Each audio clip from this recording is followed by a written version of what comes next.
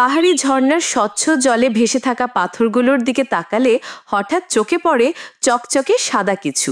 দূর থেকে মনে হয় যেন কেউ নদীর তলদেশে মুক্তার মালা বিছিয়ে রেখেছেন। আসলে এগুলোই সাদা পাথর, যার সৌন্দর্য আর ব্যবহার দুই চমকপ্রদ। প্রকৃতির এই অপার সৃষ্টি আমাদের চোখকে আরাম দেয়, মনকে আনন্দ দেয়। সাদা পাথর আসলে কি?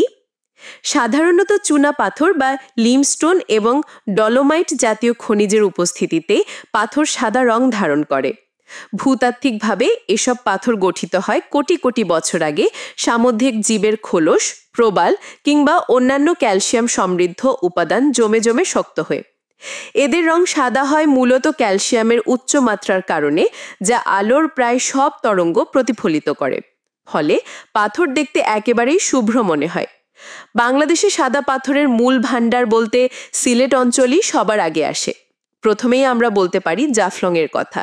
মেঘালয়ের পাহাড়ি নদী থেকে ভেসে আসা সাদা চুনা পাথরের টুকরো এখানে সহজেই চোখে পড়ে। স্থানীয়রা এগুলো সংগ্রহ করে গৃহস্থালী নির্মাণ, সজ্জা ও চুন তৈরিতে ব্যবহার করেন। এরপর বলা যাক ভোলাগঞ্জের কথা। সীমান্ত ঘেঁষার এ জায়গায় নদীর ধারে সারি সারি পাথরের মধ্যে সাদা পাথর সবচেয়ে বেশি চোখে পড়ে। বিছানকান্দিতেও আছে দৃষ্টিনন্দন সাদা পাথর, যেখানে একসঙ্গে পাহাড়, নদী আর পাথরের মিলনস্থল।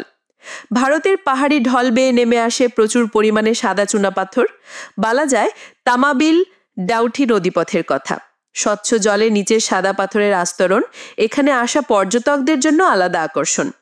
চুনাপাথর শুধু সৌন্দর্যের জন্য নয়, শিল্পক্ষেত্র গুরুত্বপূর্ণ।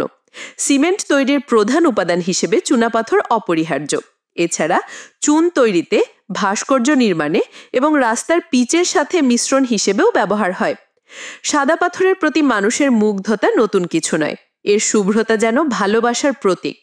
পাহাড়ি স্রোতে ধুয়ে যাওয়া মসৃণ সাদা পাথর হাতে নিলে মনে হয় প্রকৃতি যেন নিজের আঁচল থেকে এক টুকরো উপহার আমাদের হাতে তুলে দিয়েছে।